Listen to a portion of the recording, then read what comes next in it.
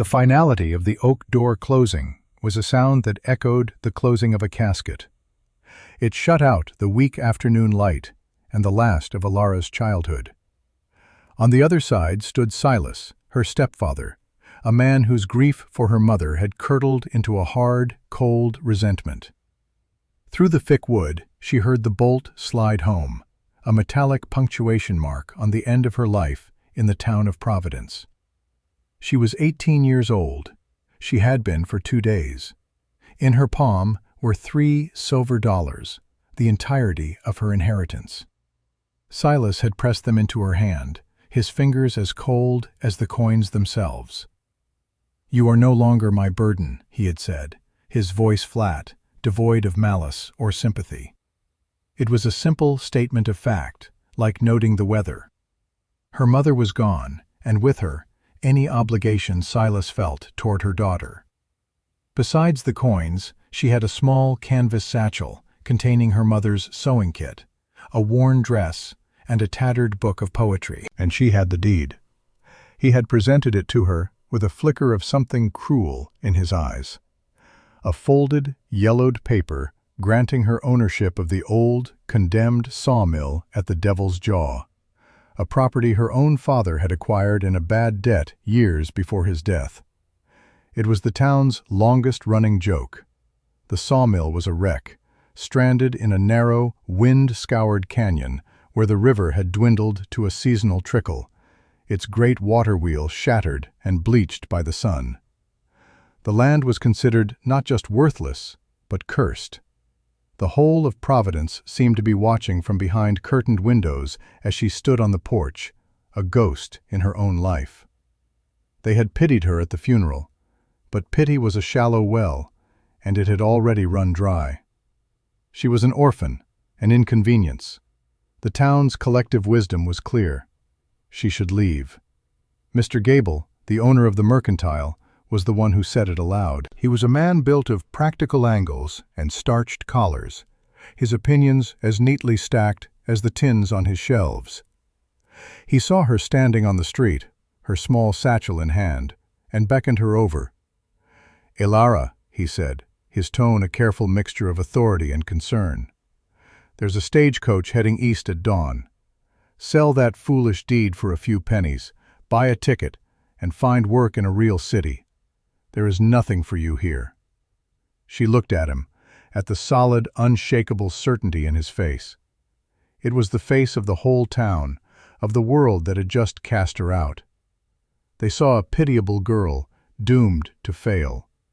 They expected her to break, to weep, to accept their charity or flee in shame. A cold, hard knot formed in her chest, something that felt less like grief and more like granite. "No," she said.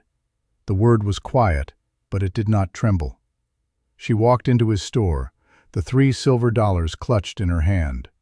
She did not buy a ticket. She did not buy food for a long journey. She bought an axe head, heavy and sharp. She bought a small sack of flour and another of salt. With her last few coins, she bought a precious box of matches and a length of good rope. Mr. Gable watched her transaction, his lips pressed into a thin, disapproving line. He was confirming his own judgment. The girl was a fool. Elara walked out of the mercantile, leaving the scent of cinnamon and sawdust behind. She did not look back at the town, at the church steeple, or the house where she had grown up. She turned her face toward the jagged peaks to the west, toward the dark slash in the mountains they called the Devil's Jaw. She shifted the weight of the axe head in her satchel and began to walk. Each step was a silent refusal to be broken. The journey was a punishment. The trail that led to the old sawmill was barely a path at all, a forgotten track used only by hunters and trappers who knew better than to linger. It climbed through scree fields that tore at the soles of her worn boots and descended into gullies choked with thorny brush. The weight of her satchel was a constant, burning ache in her shoulders. The axe head, her one true investment, felt as heavy as an anchor, pulling her down.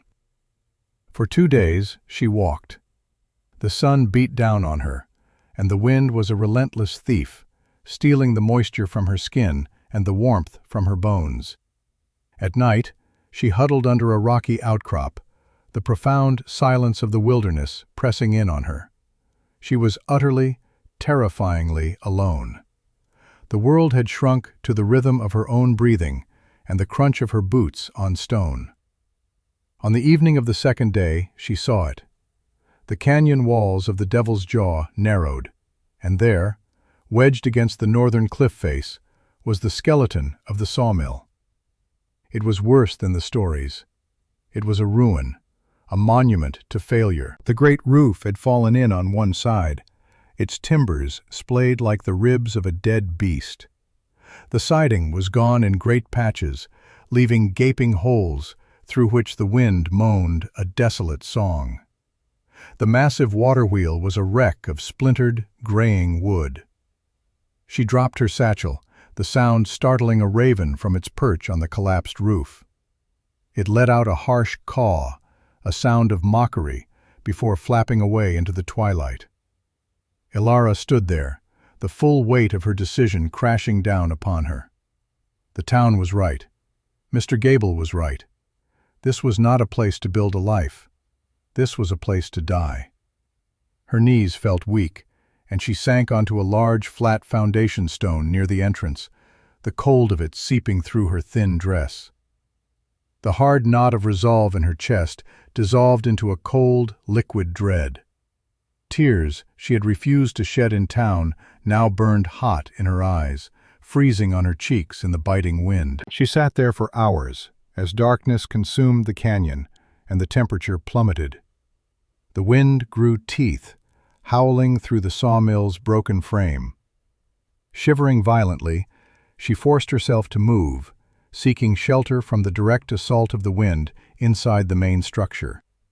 She found a corner against the sheer stone of the cliff face and huddled down on the floor, pulling her thin shawl around her shoulders. This was it. This was the end of her foolish pride. She would freeze before morning. But as she lay there, a strange sensation began to creep into her awareness. The stone floor beneath her, the very bedrock of the mountain, was not leaching the heat from her body. In fact, it felt less cold. It was a subtle difference, one she might have missed if she weren't pressed against it in utter desperation. Curious, she flattened her palms against the stone. There was no doubt. It was faintly, impossibly warm. A flicker of her father's memory sparked in her mind, him talking about hot springs, about the deep, hidden fires of the earth. She scrambled up, moving deeper into the ruin, toward the back wall, where the structure was built directly against the cliff. The air grew stiller, protected from the wind, and warmer. She ran her hands over the stone floor, feeling for the source. Near the base of the cliff, she found it, a long, deep fissure in the rock, no wider than her hand. From it rose a gentle, almost invisible plume of vapor. It smelled of damp earth and heated stone. She knelt, placing her hands over the crack. A steady, constant warmth flowed into her frozen fingers, a warmth that came not from the sun or from fire, but from the heart of the mountain itself. Geothermal heat, a hidden, life-giving gift. She looked around the ruin, but now her eyes were different. She no longer saw a skeleton. She saw bones. She saw a foundation. The sheer cliff face was not a wall to a prison. It was a shield, a perfect defense against the brutal north wind. The collapsed roof was not just debris. It was a quarry of seasoned timber. Despair did not vanish, but it receded, pushed back by a grim, ferocious spark of hope. The town had seen a worthless ruin.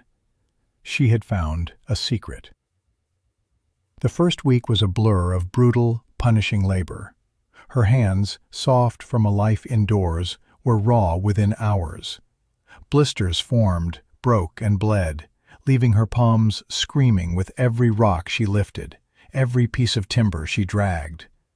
She worked from the first hint of dawn until her muscles trembled with an exhaustion so deep it became a kind of numbness. Her world was reduced to the simple, agonizing physics of leverage and friction. She started with the rubble, clearing the collapsed section of the mill. She salvaged every usable plank and beam, sorting them into piles. The wood was old and dry, perfect for burning, but she saved the straightest, strongest pieces for rebuilding. The rest she chopped and stacked, creating a small but growing wall of firewood. Her father had been a stonemason, and she dredged up memories of his workshop, the smell of stone dust, the patient way he would study a rock before lifting his hammer. She found a heavy iron bar in the wreckage, and using a smaller rock as a fulcrum, began to lever the massive fallen stones into place, beginning the slow, arduous task of building a wall to enclose the open eastern side of the structure. Each stone was a victory. She learned to read their shapes, to see how they would fit together.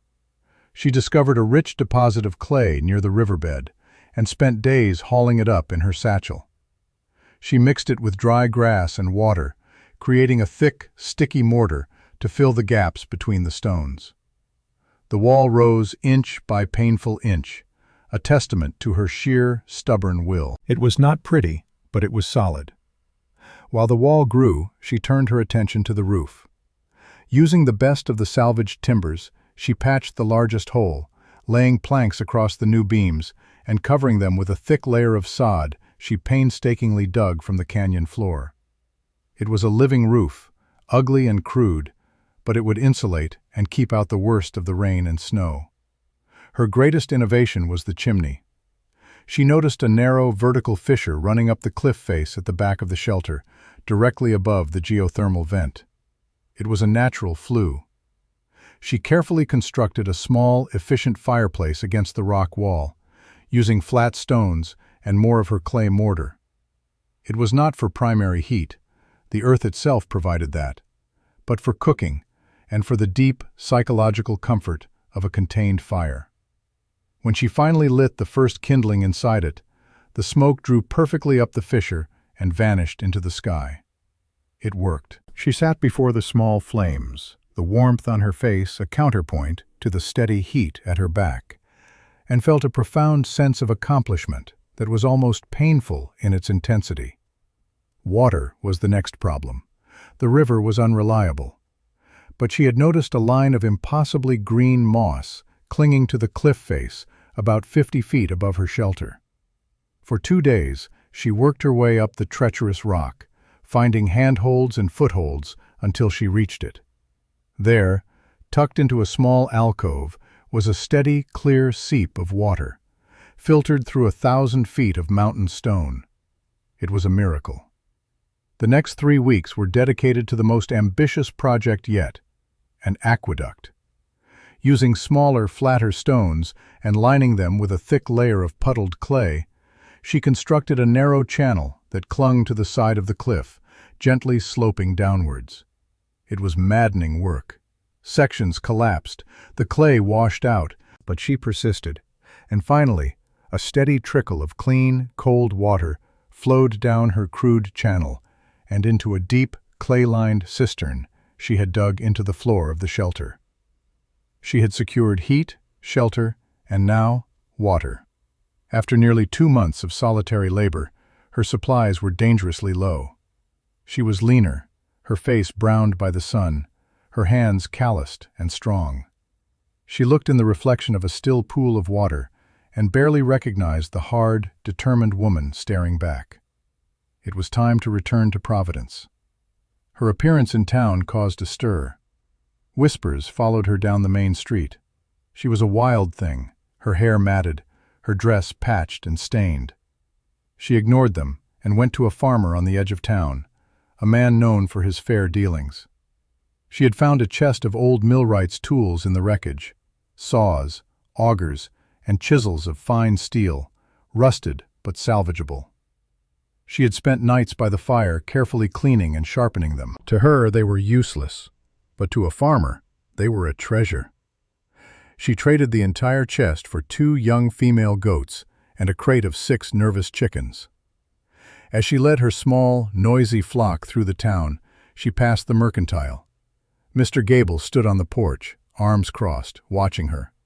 He shook his head slowly, a look of profound pity on his face.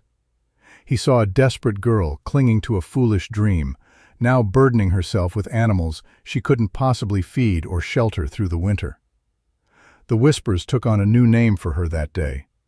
No longer just an orphan, she was the Mill Girl, a name spoken with a mixture of scorn and amusement. On the long walk back to the canyon, a shadow began to trail her. It was a dog, a huge, shaggy beast with ribs showing through its matted fur. It kept its distance, its eyes wary but intelligent. That night, Elara shared a piece of her flatbread, tossing it onto the ground. The dog snatched it and retreated into the darkness. It was still there in the morning. It followed her all the way back to the sawmill. When she reached the shelter, the dog sat by the entrance, as if waiting for an invitation. She looked at the animal, seeing the same lonely resilience she felt in herself. "All right," she said, her voice rough from disuse. "Your name is Boulder." The dog thumped its tail against the ground. He padded inside, curled up on the warm stone floor, and became her constant companion, her guard, and the only living soul she had to talk to. With the animals came new urgency. She built a sturdy, stone-walled pen for the goats and chickens inside the main structure, where they would be safe from predators and benefit from the geothermal warmth. Their soft noises and animal scent filled the space, transforming it from a mere shelter into a home. Her final project before the first snow was the garden. The lower level of the sawmill, where the massive gears and drive shafts had once turned, was a dark, cavernous space. But the stone floor here was even warmer, the air humid from the main fissure. It was a natural hothouse. For weeks, she hauled buckets of rich, black soil from a silt deposit downriver, a back-breaking journey she made dozens of times a day. She built raised beds with salvaged lumber, filling them with the precious earth. There, in the dim, warm darkness, lit only by a single lantern, she planted the seeds she'd had the foresight to buy: potatoes, carrots, kale, and hardy herbs. It was an act of faith, planting seeds in the belly of a mountain. The town of Providence settled into its predictable autumn rhythm, preparing for a winter they believed they understood. The story of Elara and her foolishness became a kind of local folklore. The Mill Girl was the name they used, but it was often followed by a shake of the head or a quiet laugh. As the first cold winds began to scour the valley, the name curdled into something meaner. The Folly Girl, some called her, or the Ghost of the Jaw. It was a way of dismissing her, of reinforcing their own sensible choices by highlighting her madness. Mr. Gable, feeling a strange sense of responsibility, made the journey out to the canyon himself in late October. He found Elara splitting firewood, the axe swinging with an easy, powerful rhythm that surprised him. Her dog, Boulder, stood guard, a low growl rumbling in his chest.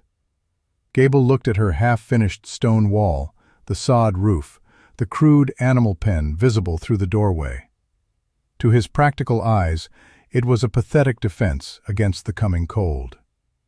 "A girl can't fight a mountain winter with mud and rock, Elara," he said, his voice carrying the weight of unassailable common sense. He believed he was being kind. "Come back to town. The church will find you a place. There's no shame in admitting you were wrong." She stopped her work and looked at him. There was no anger in her eyes, only a quiet, unbreachable certainty.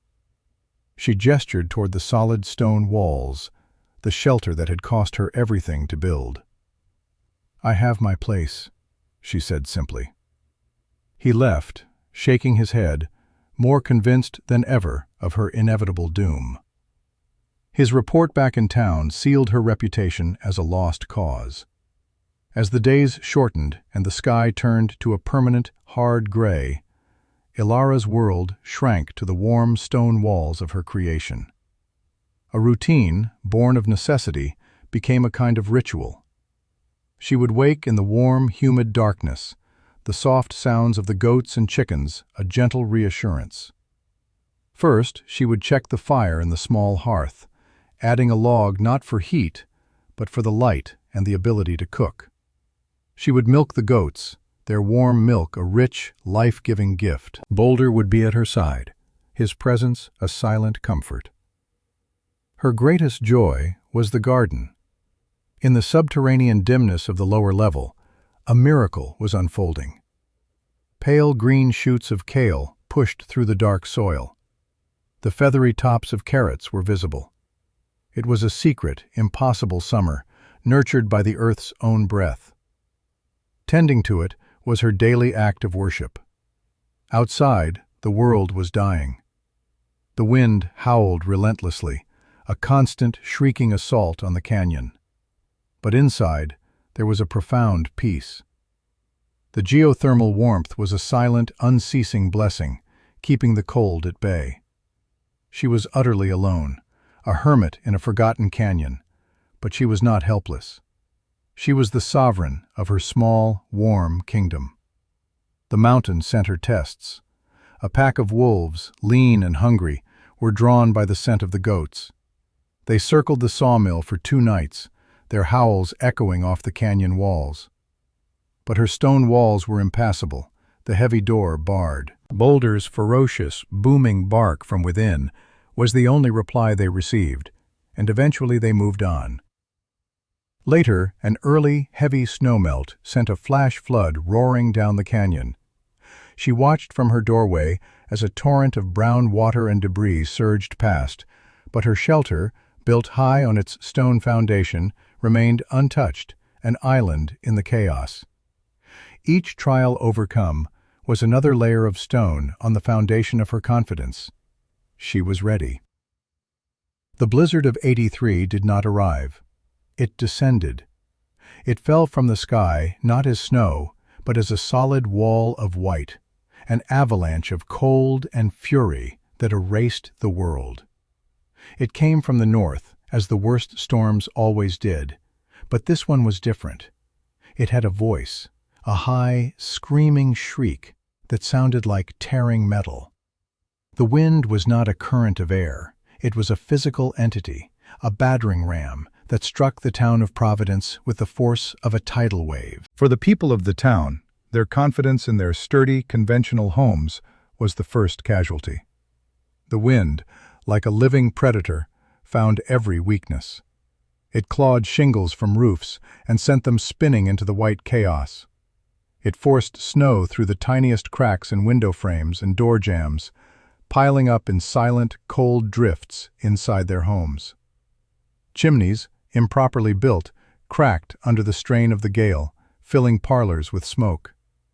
The cold was a thief, seeping through the thickest wooden walls, stealing the heat from their fires. Families huddled together, feeding their stoves and fireplaces constantly. Wood piles that were meant to last a month vanished in a matter of days. In the barns, livestock, the lifeblood of the community, began to freeze. The town's proud meeting hall, a symbol of their collective strength, groaned under the weight of the snow until a great crack appeared in its main beam. The community's certainty, their belief in their own preparedness, shattered like thin ice. The world they knew had become an alien landscape of relentless, murderous cold. But in the devil's jaw, there was calm. Elada's shelter, pressed against the unyielding stone of the cliff face, was shielded from the direct assault of the northern wind. The blizzard raged high overhead, a distant, cosmic fury, but down in her protected corner of the canyon, the air was almost still. The stone walls, mortared with clay and conviction, did not tremble. Her living sod roof, now buried under a thick, insulating blanket of snow, held fast. Inside, the steady, radiant heat from the stone floor created a pocket of perpetual warmth. The air was humid and alive. The goats chewed their cud, unconcerned. The chickens scratched in their bedding. The faint, green glow of her lantern in the lower level revealed the impossible sight of her garden, thriving in the heart of the storm. The water in her cistern was cool, but unfrozen. She sat by her small fire, mending a tear in her dress, listening to the muffled scream of the storm. It was a beast, but it was a beast locked outside her cage. She was not fighting the blizzard. She was simply living outside of its reach. On the fourth day of the storm, a new sound cut through the howl of the wind. It was a frantic, desperate pounding on her heavy wooden door. Boulder erupted in a frenzy of barking, the sound echoing in the warm space. Ilara's heart hammered in her chest. No animal could make that sound. It was human. She slid the heavy bar from the door and pulled it open just enough to see. A figure, completely encased in ice and snow, stumbled forward and collapsed onto her floor. It was a man. As she dragged him inside and pushed the door shut against the storm, she brushed the ice from his face. It was Mr. Gable. His face was a mask of frozen terror, his lips blue, his breath coming in ragged, painful gasps. He had made an impossible journey, a pilgrimage of last resort. Ilara forced warm broth between his lips, wrapping him in the warmest blankets she had. He shivered uncontrollably, his eyes wide with a mixture of shock and desperation. When he could finally speak, the words tumbled out, broken and raw. His youngest daughter, Lily, was sick, a lung fever. The doctor was snowed in on the far side of town, unreachable. Their house was as cold as a tomb. They had burned the last of their firewood that morning. They had started burning furniture. Lily was fading. He looked at Ilara, his eyes pleading. We heard stories," he stammered. "Smoke from your chimney, but the trappers said the air around your mill was warm. I didn't know what else to do." He was begging for help from the foolish girl he had pitied, the wild thing he had told to flee. For a heartbeat, Ilara felt the bitter sting of his past words, the memory of his condescending certainty, the town's collective mockery. She looked at her own stores, her neat stack of firewood, her carefully preserved vegetables, the animals that depended on her. Helping him meant risking her own delicate balance of survival. It meant sacrificing resources she had bled for. But then she looked at the raw terror in the man's eyes, the image of a dying child in a freezing house. The choice was not a choice at all. It was an obligation. It was who she was. She said nothing. She simply moved. She packed a sturdy sled she had built from salvaged lumber. She loaded it with firewood, as much as she dared spare. She added blankets, jars of hot broth, and precious dried herbs from her garden for a fever tea.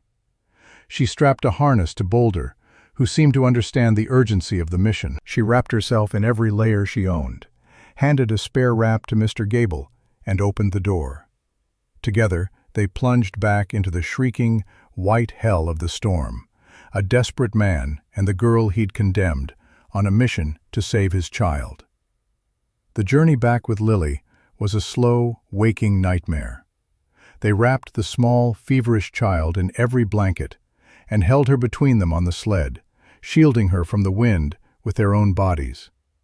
When they finally reached the sawmill again and stumbled inside, the contrast between the two worlds was a physical blow. The warmth hit them first, a gentle, humid wave that felt like life itself. Mr. Gable's wife, who had come with him on the return trip, simply stopped and stared, her mouth agape. Her eyes, accustomed to the gray, freezing misery of their home, struggled to comprehend what they were seeing. The air was soft. It smelled of earth and animals and wood smoke. In one corner, chickens clucked softly in a clean, straw-filled pen. Two goats regarded them with placid, curious eyes. But it was the sight in the lower level that broke them. Ilara had taken them down to make a bed for Lily, where the floor was warmest. Their gaze fell upon the garden. Under the soft, steady glow of a lantern was a patch of impossible green. Rows of kale, the faint outlines of root vegetables, thriving against the backdrop of the blizzard's roar. Mr. Gable reached out a trembling hand as if to touch a leaf, to confirm it was real. He looked from the living plants to the stone walls, to the channel of trickling water, to the quiet, self-sufficient order of the world Ilara had built. He turned to face her, his face crumbling. The pride, the certainty, the condescension, it was all stripped away, leaving only a raw, profound shame. "We called you the folly girl," he said, his voice cracking, the words swallowed by the quiet warmth of the room. He shook his head, a tear freezing on his cheek. "My God, Ilara, we were the fools." He gestured helplessly at the impossible sanctuary around them. "How?"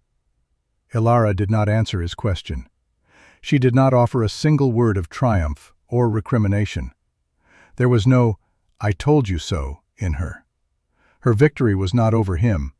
It was over the mountain, over the winter, over despair. Her grace was a practical thing. She gently took the sick child from her mother's arms and laid her on a soft bed of straw and blankets she had prepared on the warmest part of the floor. She stoked the small cooking fire and ladled soup into bowls. "There is soup," she said, her voice calm and steady.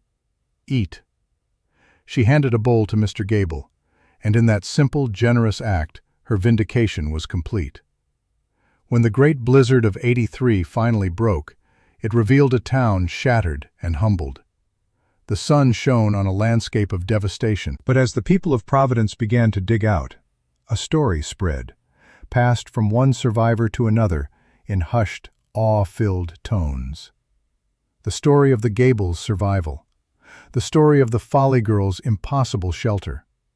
In the days that followed, a slow procession of townspeople made the difficult journey to the Devil's Jaw. They came not to mock, but to see for themselves. They stared in disbelief at the warm stone floor, the indoor garden, the clever systems that had allowed life to flourish in the face of death.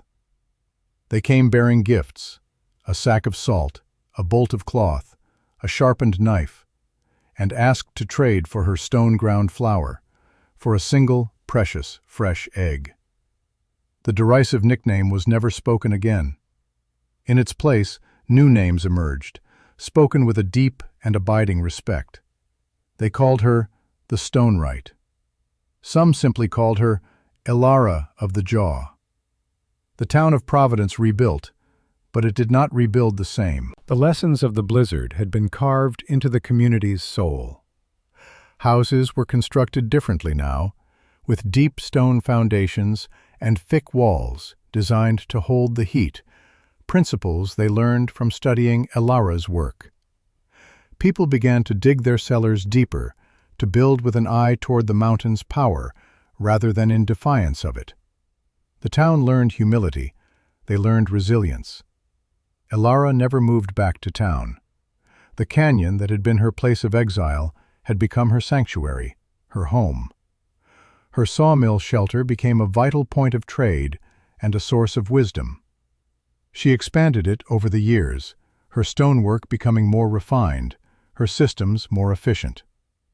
Travelers passing through would hear her story and carry it with them, a tale of a discarded girl who had built a fortress from a ruin.